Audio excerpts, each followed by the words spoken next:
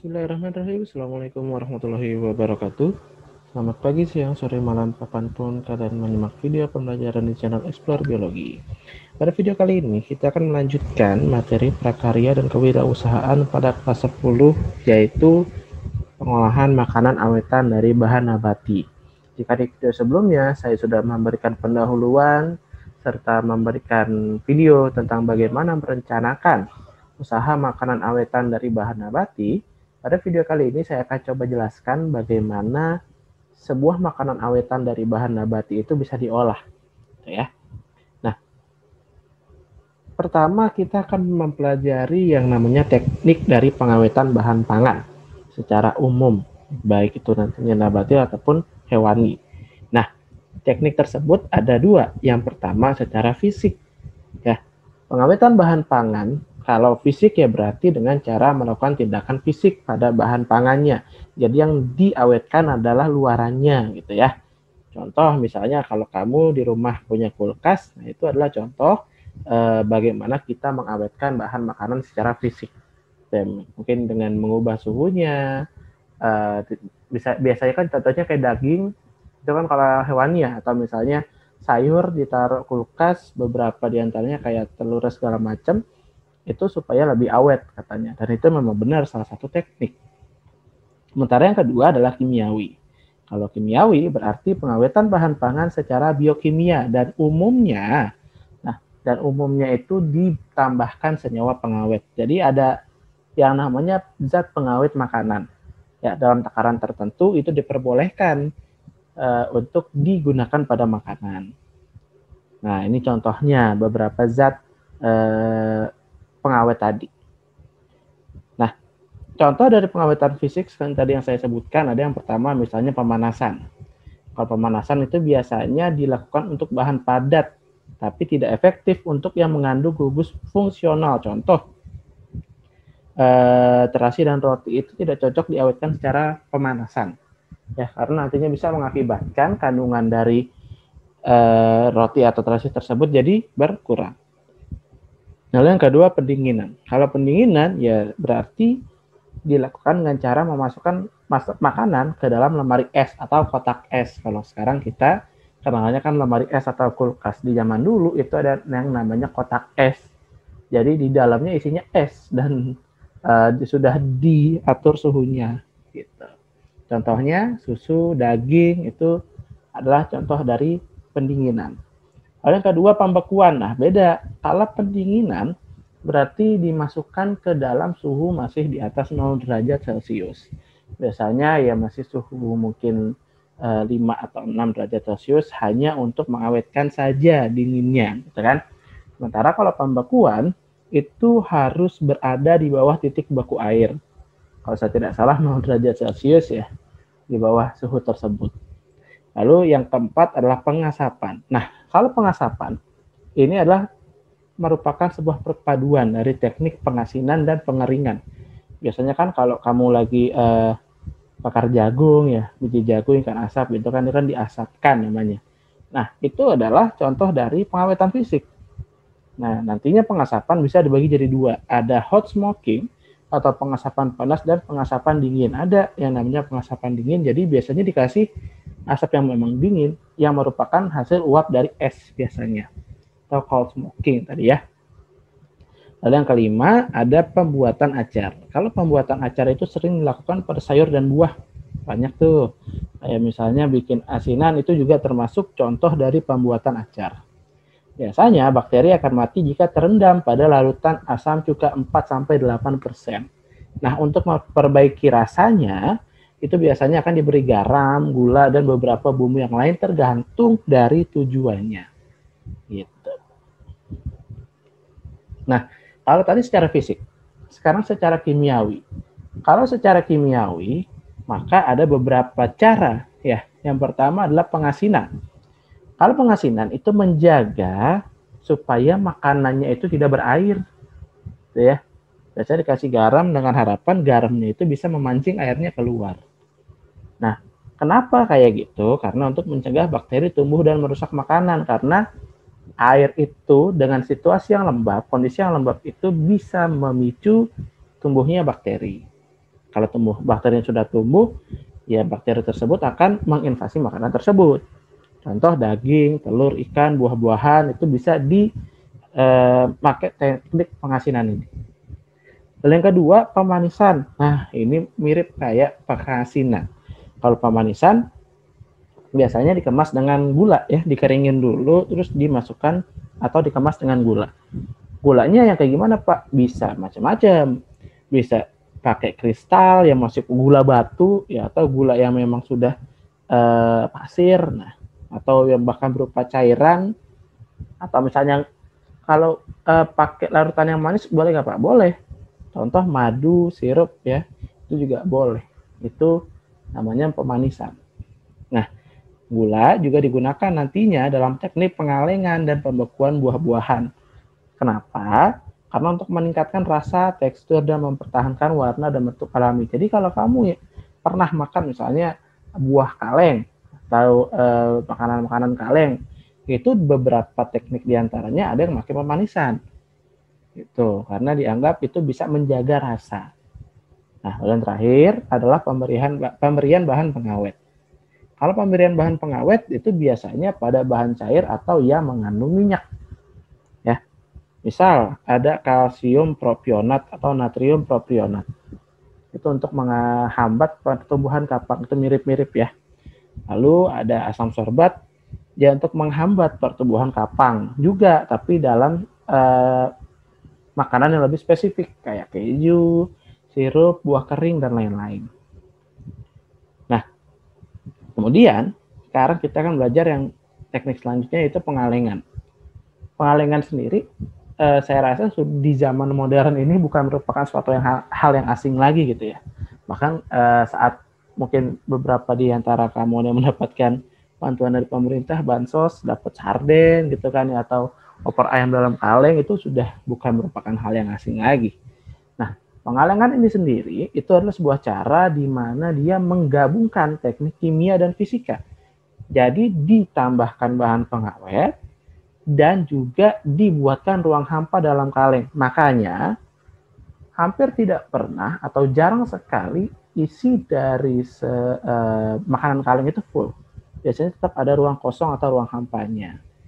Gitu. Nah, kenapa sih harus ditambahkan bahan pengawet atau apa tekniknya yang biasa dipakai? Nah, teknik kimianya yang biasa diperlukan itu tadi dengan mencampurkan sejumlah zat pengawet ke dalam makanan. Jadi sebelum dimasukkan, biasanya diberikan zat pengawet dulu. Nah, kemudian nantinya akan dimasukkan baru ke dalam kaleng yang kedap udara. Nggak boleh ada yang lubang sedikit pun. Ya, karena dengan udara masuk aja itu juga bisa mengkontaminasikan makanan tersebut. Jadi tidak awet lagi. Nah, biasanya zat pengawet tersebut yang digunakan pun belum tentu merupakan zat pengawet makanan yang sintetis atau zat kimia buatan. Tapi bisa juga kayak tadi yang seperti saya bilang, bisa pengasinan pakai garam ya, atau pemanisan pakai gula, tergantung lagi nantinya dari makanan tersebut. Contoh sayur, ikan, buah, susu, kopi, dan banyak hal lainnya sudah umum sekarang ya lewat kaleng. Nah, sekarang setelah makanan tersebut jadi, tentu kita kemas dan kita rawat supaya pengawetannya berhasil. Nah, beberapa hal yang harus diperhatikan dari pengemasan tersebut adalah yang pertama, kemasan itu harus dapat melindungi isi dengan baik. Jangan sampai saat makanan tersebut sudah sampai di tangan konsumen, makanan tersebut tidak dapat dikonsumsi karena pengawetannya gagal. Karena misalnya di kalengnya ada lubang sehingga udara bisa masuk, ya jangan. Ya. Terus yang kedua, bentuk dan ukuran menarik. Nah ini, ya terkadang ada orang yang sebelum dia membeli sesuatu, dia lihat dulu tampilannya seperti apa. Wah, ini tampilannya menarik nih, cobain deh, minimal bisa memancing orang seperti itu. Minimal pas orang lihat tampilannya, wah ya nih kayaknya menarik nih, ya cobain deh. Masalah mungkin ya, setidaknya kita sudah berhasil menarik orang untuk mencoba. Gitu. Yang ketiga, labeling harus jelas dan komplit. Nah ini juga karena bagi sebagian besar orang juga dia akan lihat, karena ini masalahnya makanan yang diawetkan. Kita harus tahu dengan apa diawetkannya, apakah aman atau tidak, jadi harus jelas dan komplit. Itu juga bisa meyakinkan konsumen kita agar dia lebih yakin. Gitu. Lalu yang keempat, bahan kemasan harus ramah lingkungan. Nah, ini sebisa mungkin harus ramah lingkungan. Ya, sekarang kan lagi eksis atau lagi banyak campaign Go Green. Nah, di sini kamu bisa dukung nih dengan menggunakan bahan kemasan yang memang ramah lingkungan. Misalnya mudah degradasi dan segala macamnya. Oke, itu tadi tekniknya. Lalu kita sudah belajar beberapa hal yang harus diperhatikan saat pengemasan. Tapi sebenarnya apa sih fungsi pengemasan atau fungsi kemasan itu sendiri? Ya, terdapat 3 fungsi dasar yang harus dipenuhi sebuah kemasan biar dia jadi kemasan yang baik. Ya, yang pertama ada yang namanya fungsi perlindungan. Jelas, ini adalah fungsi pertama dan paling utama. Karena dia harus bisa melindungi supaya makanan yang ada di dalamnya itu tetap bersih dan tetap bisa dikonsumsi. Itu satu. Lalu yang kedua, fungsi penanganan. Penanganan apa maksudnya? Untuk mempermudah supaya saat orang ingin mengkonsumsi makanan tersebut, kemasannya itu justru tidak menyulitkan, ya. Makanya kan kalau misalnya kamu lihat beberapa brand kayak misalnya awalnya susu itu dalam bentuk kaleng aja, terus ada yang bentuk kotak. Kenapa? Karena untuk memudahkan tadi. Selama fungsi perlindungannya tetap ada, selama fungsi perlindungannya tidak terganggu, maka inovasi bisa dibuat dalam fungsi penanganan ini. Kan? Lalu yang ketiga, fungsi untuk pemasaran. Nah, pemasaran ini juga nih bisa untuk membuat konsumen tertarik seperti yang saya bilang tadi. Ya. Dan bisa membantu promosi dari penjualan. Contoh kayak misalnya banyak brand-brand tertentu yang bekerja sama dengan brand yang lain. Misal brand yang saya tonton Cimory. Cimory itu mereka melakukan kerjasama dengan misalnya dengan Disney atau Marvel. Mereka buat sendiri tuh kemasannya yang memang bekerja sama dengan si Marvel tadi. Jadi misalnya isinya atau kemasannya ada gambar superhero dari Marvel tersebut. Itu bisa. Itu adalah salah satu fungsi dari kemasan sebagai pemasaran. Jadi kan orang tertarik tuh, wah ini gambar Marvel nih, gambar saya gambar Captain America nih, wah, oh Cimory, oh ini yang rasa ini, wah boleh deh cobain gimana kayak gitu. Atau ada juga yang mungkin, wah ini gambar Captain America nih, koleksi deh, masalah isinya apa di belakangan. Tapi itu juga merupakan salah satu contoh bahwa kemasan itu bisa dijadikan sebagai pemasaran, ya. Nah, untuk kemasan sendiri ada beberapa jenis. Yang pertama adalah kemasan primer, yaitu kemasan yang berhubungan langsung dengan produk. Biasanya ukurannya relatif kecil dan biasa disebut sebagai kemasan eceran.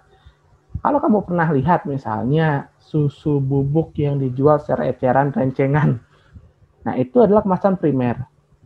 Ya, karena itu yang paling menutup dari produk tersebut. Misalnya susu bubuk tadi. Nah, itu merupakan kemasan eceran, kemasan primer. Nah, yang kedua adalah kemasan sekunder. Kalau kemasan sekunder, itu kemasan kedua yang berisi sejumlah kemasan primer. Kemasan ini tidak kontak langsung dengan produk yang dikemas. Misalnya tadi, susu renceng tadi, ya, yang misalnya 1.500-2.000 tadi, itu kan nantinya bakal dikemas lagi. Ya. Nah, itu yang dinamakan kemasan sekunder. Lalu yang ketiga adalah kemasan tersier. Kalau kemasan tersier biasanya adalah kemasan yang banyak diperuntukkan sebagai kemasan transport. Biasanya kardus yang memang sudah gede. Nah, itu merupakan kemasan tersier yang misalnya dari kemasan tersier tadi itu ada 10 ada kemasan sekundernya, di dalam kemasan sekunder ada kemasan primer. Gitu ya. Nah, lalu udah dibuat kemasan. Lalu biasanya untuk memudahkan pemasaran tadi ditambahkan pelabelan. Apa itu pelabelan? Label itu ya hal yang biasa dituliskan, misalnya nulis nama produk dan seterusnya gitu, itu namanya pelabelan. Ya, Label dan pelabelan sendiri itu berkaitan dengan 3 fungsi pengemasan. Apa aja? Yang pertama fungsi identifikasi. Identifikasi itu maksudnya, oh dengan orang ngelihat label kita, dia bisa mengenali itu adalah merek kita. Itu yang pertama. Dan yang kedua adalah fungsi membantu penjualan produk. Kalau orang sudah bisa mengidentifikasi, oh ini misalnya susu Cimory. Oh, dengan susu Cimory, oh iya ini Cimory ini yang biasa saya minum nih. Pasti akan dibeli. Gitu. Itu bisa membantu penjualan produk. Makanya kadang-kadang kalau yang memang tidak loyal terhadap suatu brand, mereka akan mikir-mikir lagi. Kalau misalnya ada perubahan ekstrim secara label ataupun kemasan. Karena bisa jadi mereka menganggap, wah kemasannya berubah nih, rasanya berubah nggak ya? Nah, kayak gitu. Dan yang ketiga, ya fungsi pemenuhan dari peraturan perundang-undangan. Karena negara kita sudah melindungi konsumennya, rakyatnya gitu kan, dengan misalnya pengusaha harus menuliskan secara lengkap ya, nilai gizi dan segala macamnya itu harus dituliskan dengan lengkap. Itu makanya label diperlukan, ya. Dan yang terakhir, label itu harus memuat sekurang-kurangnya. Maksudnya sekurang-kurangnya berarti minimal banget. Itu harus ada beberapa hal. Yang pertama, nama produk. Namanya apa nih? Nama produknya apa nih maunya nih? Kan gitu ya. Lalu yang kedua, nama dagang. Nama dagang beda. Nama produk dan nama dagang belum tentu sama. Misalnya nama produknya adalah susu kental manis. Nama dagangnya susu kental manis enak. Nah, enak. Itu nama dagang enak. Lalu komposisinya dibuat dari apa aja. Dan sebisa mungkin jujur. Karena harus jujur ya. Bukan sebisa mungkin, tapi harus jujur. Karena biar bisa tadi meyakinkan konsumen tadi. Lalu yang keempat, berat atau isi bersih neto ya. Netonya berapa. Jangan sampai, ini kuotanya 1 kilo. Tapi kok bisa muat di kaleng kecil. Nah, orang pasti akan berpikir. Kalau misalnya isi bersihnya tidak dituliskan secara lengkap. Nama dan alamat produsen. Nah, ini orang juga biar percaya.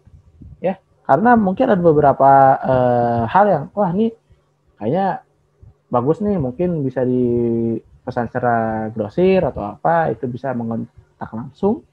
Kita nggak tahu. Nomor pendaftaran ya, jika didaftarkan ke lembaga-lembaga makanan resmi seperti BPOM dan lainnya. Dan tanggal, bulan, tahun kadaluarsa itu harus, supaya orang itu kan harapannya dengan mengkonsumsi makanan kita, produk kita itu bisa terpuaskan. Kalau misalnya dia justru jadi sakit karena mengkonsumsi makanan yang sudah kadaluarsa kan tidak bagus.